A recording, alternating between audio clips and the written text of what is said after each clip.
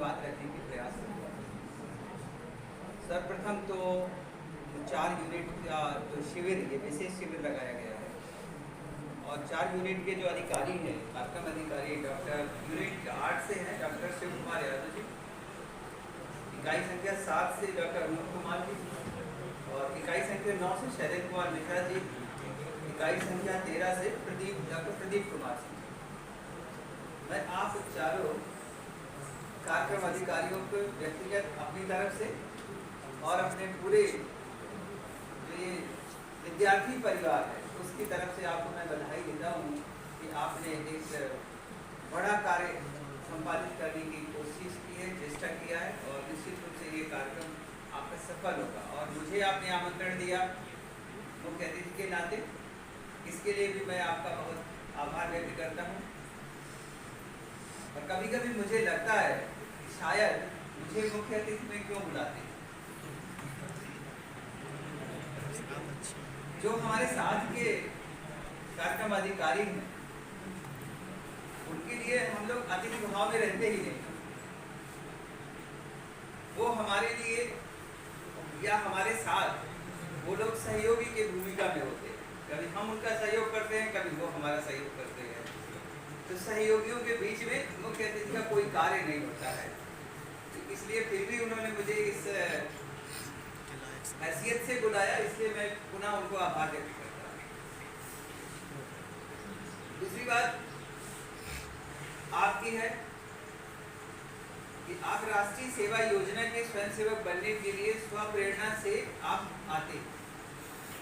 आपका उद्देश्य भले भी कुछ होगा कि राष्ट्रीय सेवा योजना ज्वाइन करने से या उसका सदस्य बनने से हमें ये फायदा होगा।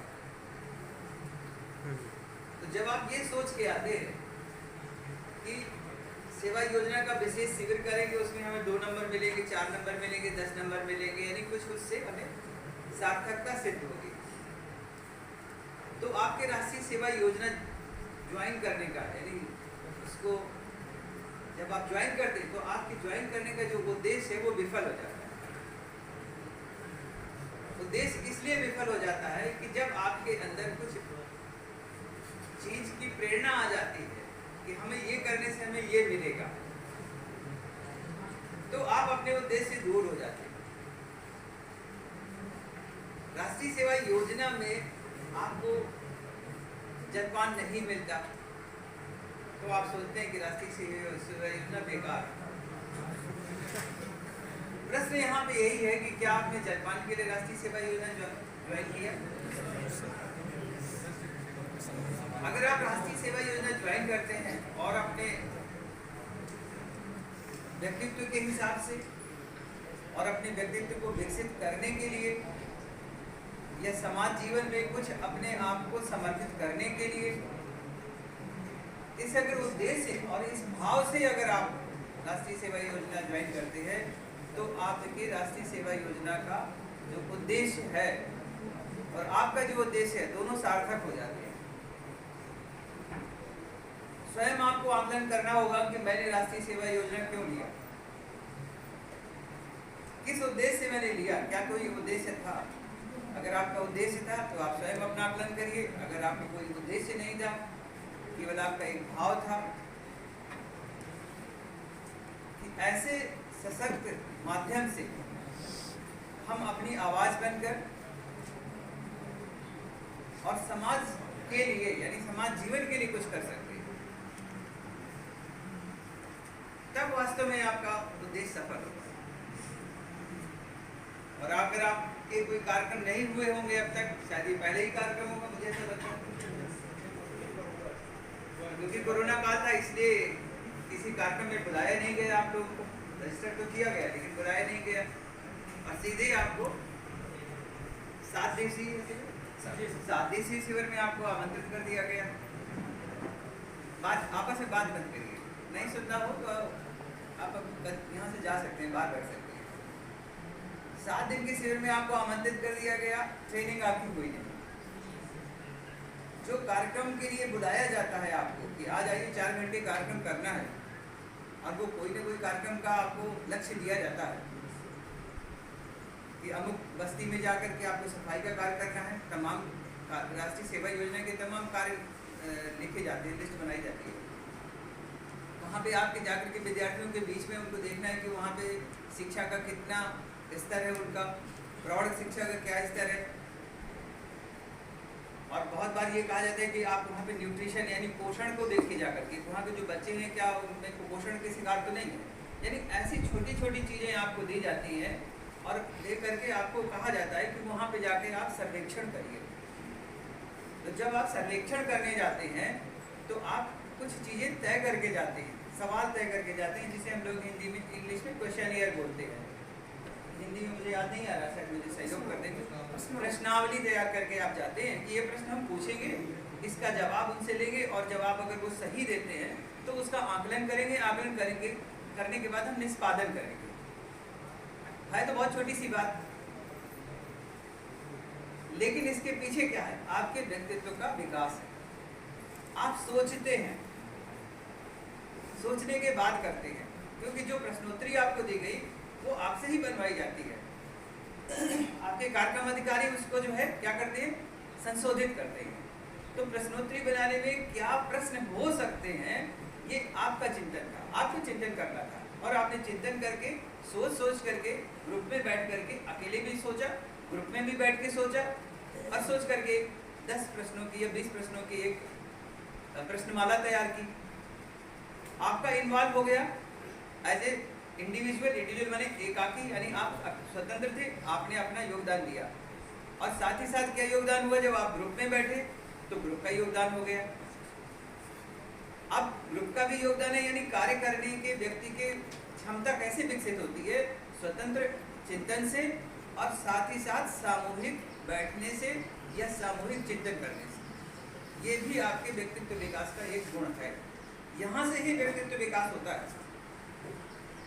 फिर इसके बाद आप जाते हैं उस बस्ती के अंदर, उस योजना के हिसाब से आप लोगों से प्रश्न पूछते हैं। जब आप प्रश्न पूछते हैं तो तमाम तरह के लोग आपको मिलते हैं समाज जीवन में। कोई कहेगा हम आपको क्यों बताएं, कोई कहता हाँ हाँ बताइए, बिल्कुल हम बताएंगे। कोई कहता कुछ पैसा दीजिए तब बताएंगे। कोई कहता आपके पास कोई काम नहीं है क्या, अब विद्यार्थी ये पढ़ना चाहिए, यहाँ क्या कर रहे हैं। यानी आपको समाज में तमाम ऐसे प्रश्न मिलेंगे जिससे आपको इरिटेशन होगा। इरिटेशन मैंने थोड़ा सा आपको गुस्सा आएगा। हिंदी वाले ना थोड़ा ठीक करा देते हैं, आपको तुरंत गुस्सा आएगा। अच्छा ऐसा कह दिया, चले आते हो यहाँ पे, कोई काम नहीं है, उठा चले आए, यानी कुछ भी बोलेंगे। वो भी आपके व्यक्तित्व का एक विकास करने का एक अंग है। कैसे दूसरे की बात सुनना और दूसरे की बात सुन करके समायोजित करना और समायोजित करने के बाद उनका उत्तर देना, यानी सहन शक्ति का विकास। आपको वहां पे सहन शक्ति का विकास होगा, क्योंकि आप उनसे लड़ नहीं सकते, आप उनको गाली नहीं दे सकते, आप उनसे बेरुखी से बात नहीं कर सकते, क्योंकि आप स्वयं उनके पास गए हैं। तो यहाँ पे भी देखिए जाने का भाव है आपका। आप गए हैं तो जो भी आप उद्देश्य लेके गए, लेकिन गए तो जब कोई व्यक्ति किसी दूसरे व्यक्ति के पास जाता है तो ये सोच के नहीं जाता है कि वोट दो, ऐसे नहीं दोगे वोट, वोट मांगने आए। जब आप वोट मांगने जाते तो याचक के भाव में आपको जाना पड़ता है। तो याचक का भाव क्या है, विनम्र बनाता है। अगर आप ये भाव में जाएंगे कि मेरे इस कॉन्स्टिट्यूएंसी में रहते हो वोट देना पड़ेगा, तो ये याचक का भाव नहीं, ये तो जबरदस्ती का भाव हो गया।